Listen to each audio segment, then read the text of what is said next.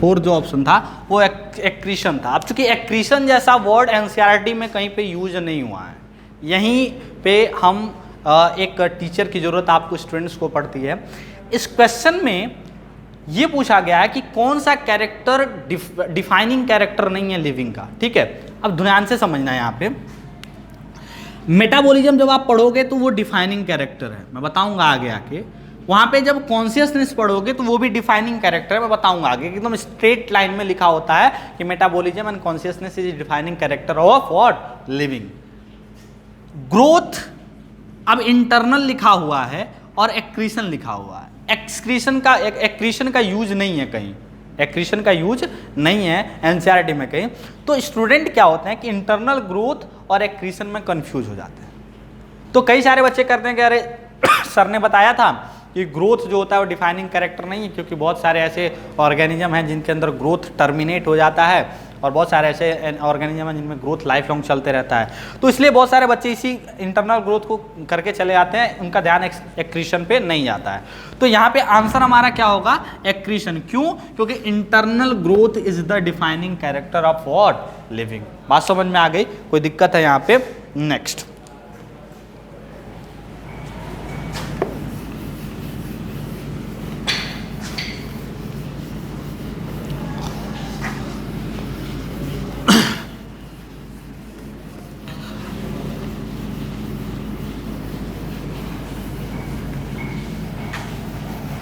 अब नाउ इसके बाद हमारा जो नेक्स्ट जो टॉपिक है, इसके बाद नेक्स्ट जो कैरेक्टर है वो नेक्स्ट कैरेक्टर क्या है,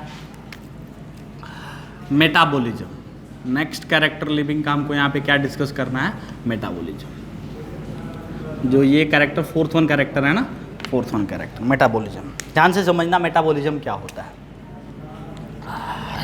मेटाबॉलिज्म का मतलब क्या है ये आप 10th क्लास में पढ़े होंगे, क्योंकि 10th क्लास का जो पहला चैप्टर है लाइफ प्रोसेस, वो लाइफ प्रोसेस पूरा का पूरा मेटाबॉलिक रिएक्शंस पे बेस्ड है। फिर भी मैं यहाँ पे उसको डिफाइन करता हूँ कि जो मेटाबॉलिज्म है it is biochemical, it is biochemical process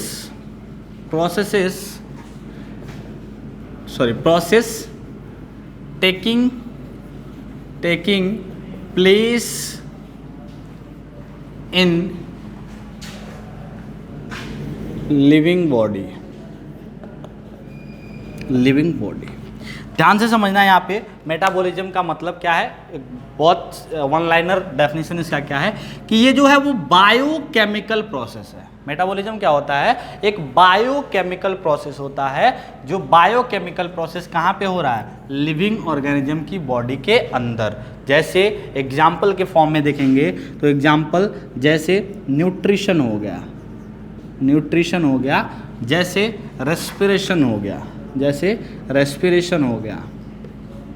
जैसे फोटोसिंथेसिस हो गया।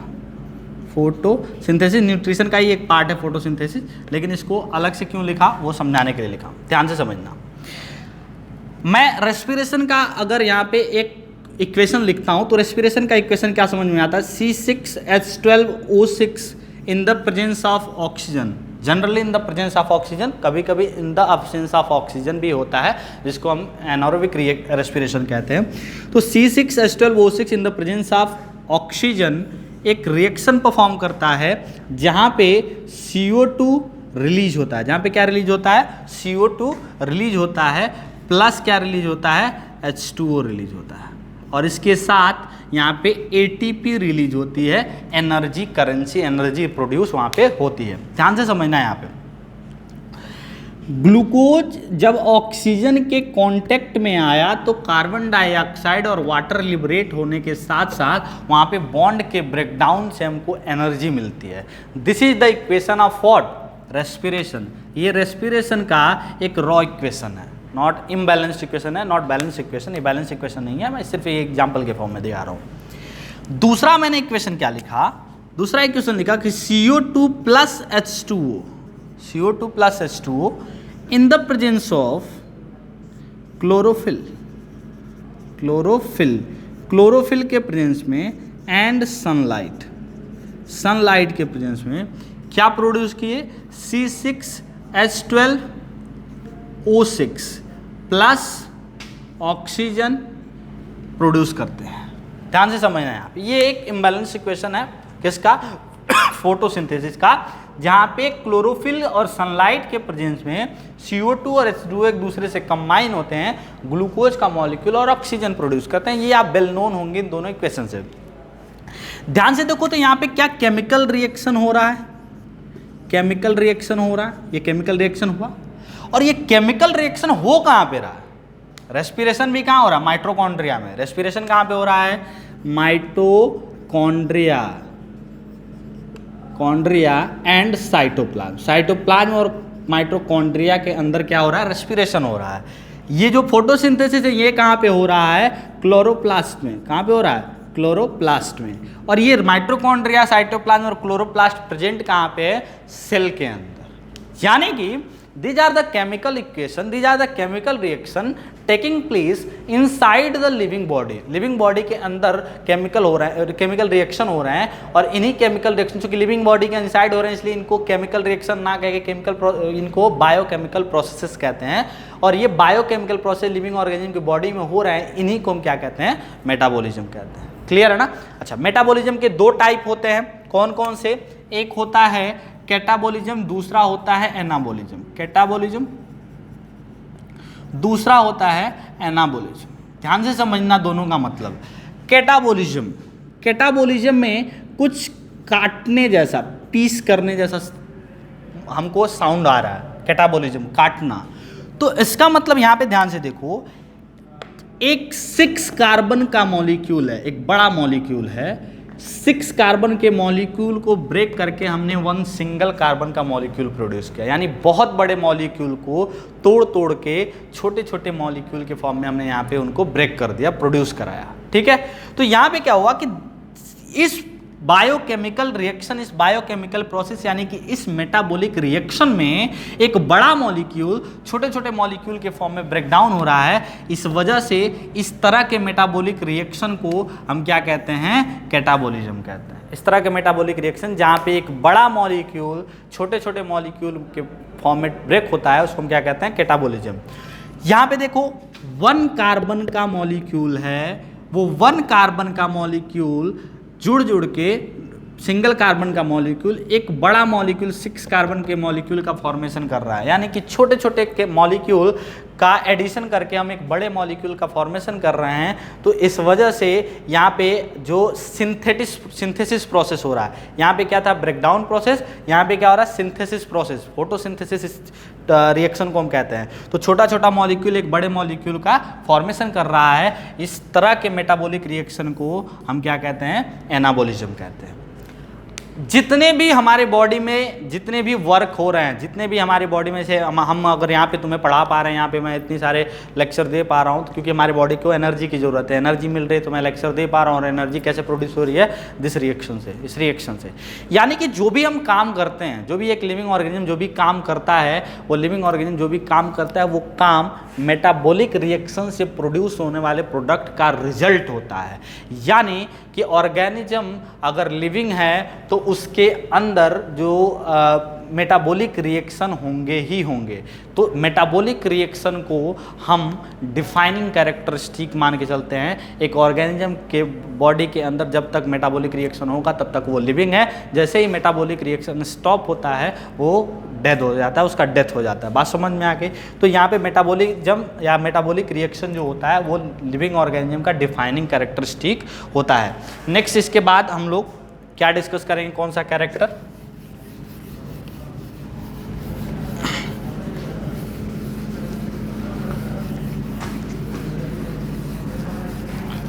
एक और कैरेक्टर जो बहुत जनरल हमारे दिमाग में चलता है लिविंग का, वो कौन सा कैरेक्टर है। देखो डिफाइनिंग कैरेक्टरिस्टिक जहाँ पे मैं बोलूँगा उसको मार्क करते रहना, क्योंकि डिफाइनिंग कैरेक्टरिस्टिक बहुत इंपॉर्टेंट होता है। डिफाइनिंग कैरेक्टरिस्टिक का मतलब ये होता है कि वहाँ पे आपको कोई एक्सेप्शन देखने को जनरली नहीं मिलेगा। अभी एक जो कैरेक्टर हम डिस्कस करने जा रहे हैं वो कैरेक्टर है रिप्रोडक्शन। वो कैरेक्टर है रिप्रोडक्शन। ध्यान से समझना, पूरा का पूरा एक यूनिट इसके बारे में आप क्लास 12th में पढ़ोगे, 10th क्लास में एक चैप्टर पढ़ के आए हो, रिप्रोडक्शन का डेफिनेशन क्या होता है? The process of production of new individual